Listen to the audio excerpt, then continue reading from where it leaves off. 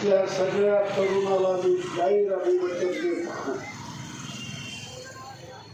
6 महिन्यामध्ये रे नगरमध्ये 2.5 ते 3 लाखाची वसाहत होती. 1000 तरुणाला आम्ही काम देणार ते आमच्या हातात आहे. आणि या भागामध्ये कमीत कमी 200 तरुणाला आम्ही रोजगार दिल्याशिवाय गप्प बसणार नाही. त्यांचा पगार राहील महिन्याला 20,000.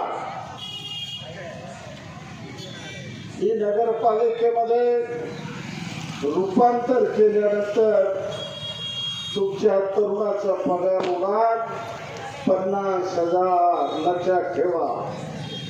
आपण कष्टाने आलेला आहात, आपण पैसे देऊन आणलेला